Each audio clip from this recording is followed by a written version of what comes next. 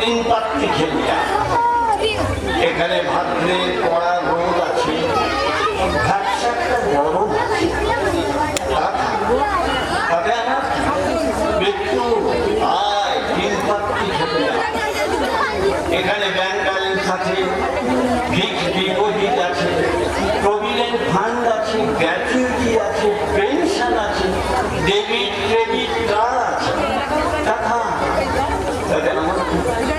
সব করে থাক, মৃত্যু আর তিন পাত্রী আছে। গিলে ফেলা কয়েকটা দীর্ঘশ্বাস আছে, এলোমেলো কয়েকটা হাল চাষ আছে। তা কি আজ করা যাবে?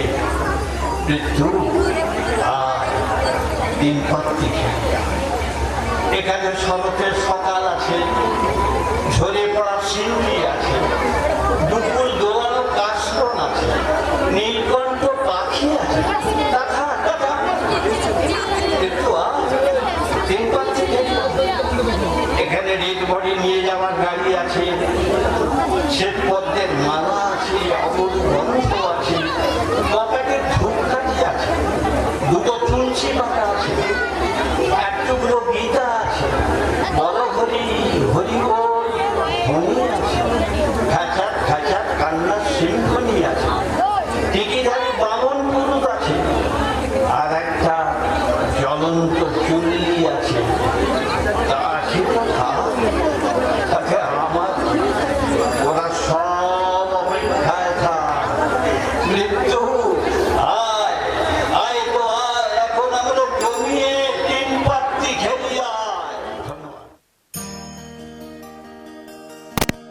চোখ রেখেছেন তারা দেখলেন যে এই পুজো মণ্ডপে একজন বয়স্ক মানুষ কবিতা আবৃত্তি করলেন।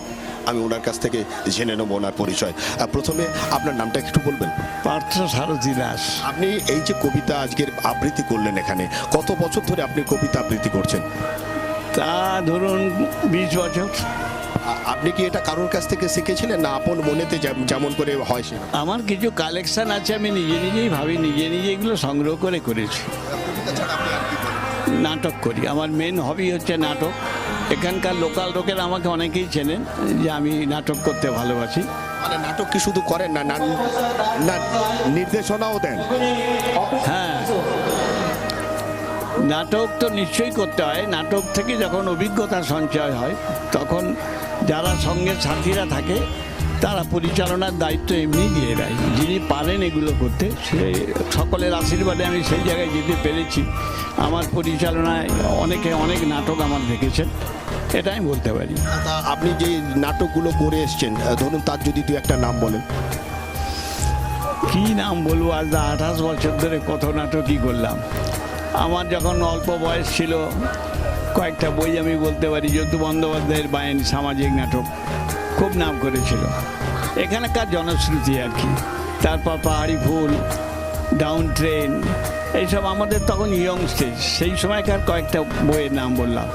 তারপর আমরা কতগুলো যাত্রাও করেছিলাম, তখন একটা যাত্রা চল ছিল।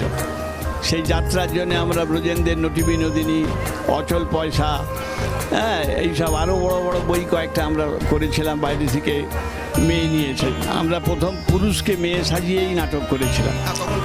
হ্যাঁ, আমাদেরও সেই দুর্দশায় পড়তে হয়েছিল। আমরা মেলকে ফিমেল বানিয়ে আমরা অনেক নাটক করেছি। তারপর আস্তে আস্তে এই গ্রামে গঞ্জে সবাইকে বোঝাতে হয়েছে যেটাই কোনো অপরাধ নয়, মেয়ে ছেলে রোল করতে পারে, এখানে কোনো কিছুই অসুবিধা নেই। এটা সাংস্কৃতিক দিক, একে ভালোভাবে নিলে ভালোভাবে থাকা যায়। তো যাই হোক, আমাদের কথা শুনে তারাও মেয়েদের ঘরের বাইরে পাঠিয়েছে। আমার ছোট ছোট বোনেদেরও আমরা পেয়েছি এবং তাদের নিয়েও লোকালে আমরা অনেক নাটক করেছি। এককালে তখন খুব 1 ঘন্টার নাটকের কম্পিটিশান হতো।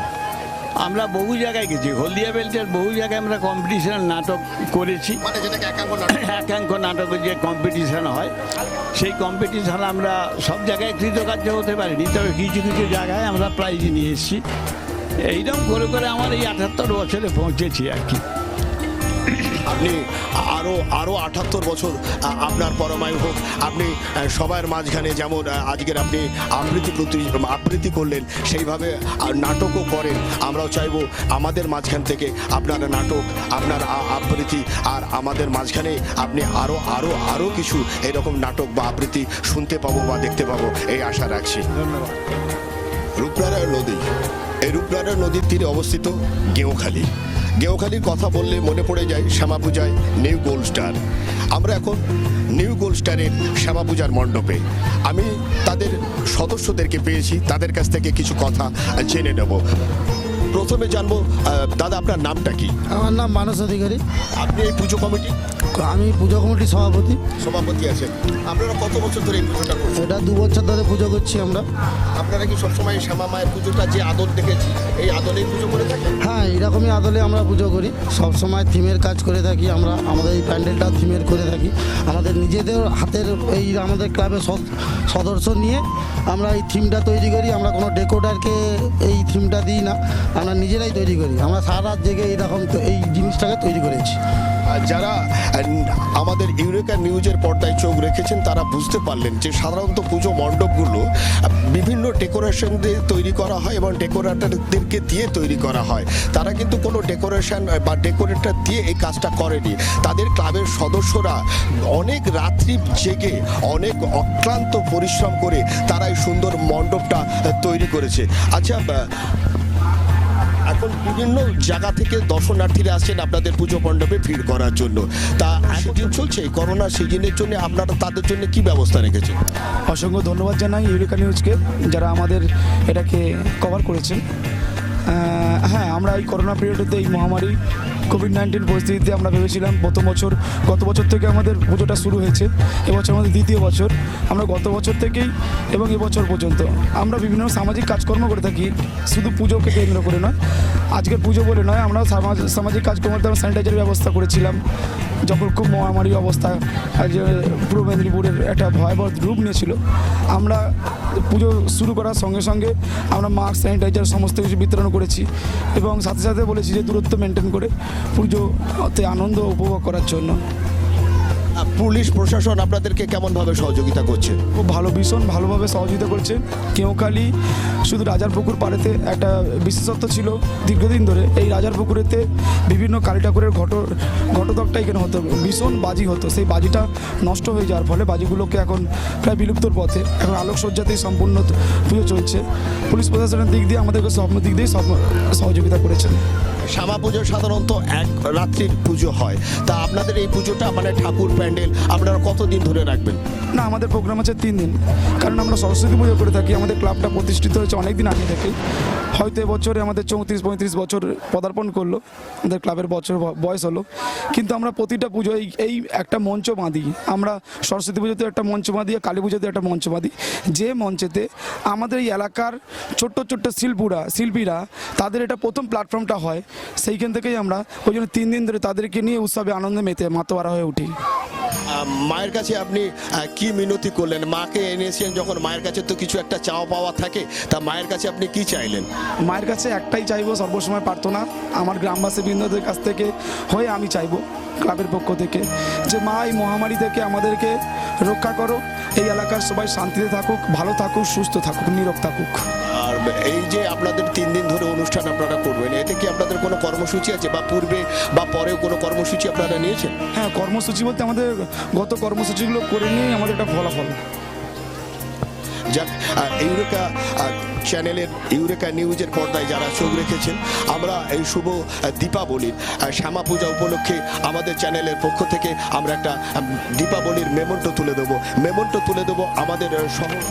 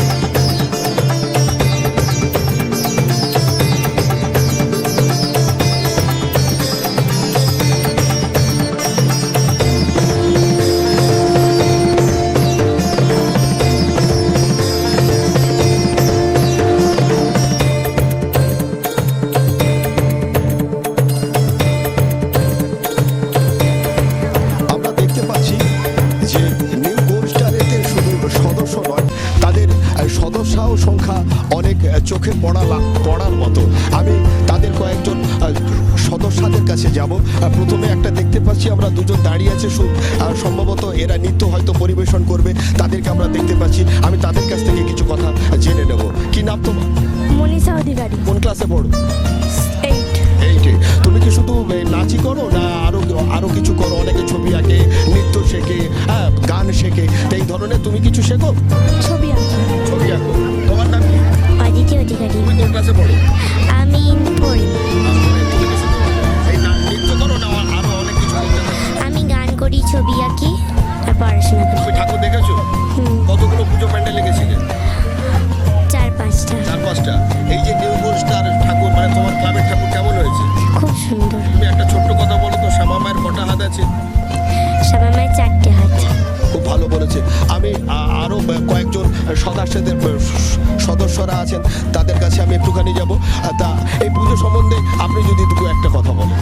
এই পুজোটা হচ্ছে আমাদের ছেলেদের সবার খুব আনন্দ হয়, ভীষণ ভালো লাগে আমাদের। এটা আমাদের সরস্বতী পুজো হয় আর কালী পুজোটাই 2 বছর হচ্ছে, আজকে প্রথম দিন। আমাদের এতে বস্ত্র বিতরণ আছে, নৃত্য, নাচ, গান, নিজেরা হই হুল্লোড়, খাওয়া দাওয়া, খুব মজা হয় আমাদের, ভীষণ মজা হয় এটাতে। কখনো যখন দেখছিলেন যে কিছুদিন ধরে এখানে বন্যা টন্যা একটা পরিস্থিতি তৈরি হয়েছিল, তখন কি মনে হচ্ছিল যে পুজোটা হবে কি হবে না, বা এরকম কোনো বিষাদের সুর তেমন কি মনের ভিতরে ডানা বেঁধেছিল? একটু হয়েছিল, তারপরে যখন দেখলাম যে জিনিসটা একটু পরিষ্কার হয়ে গেল, তখন আবার আমরা মানে সেই পর্যায়ে ফিরে এলাম যে না, করতে পারবো জিনিসটা আমরা।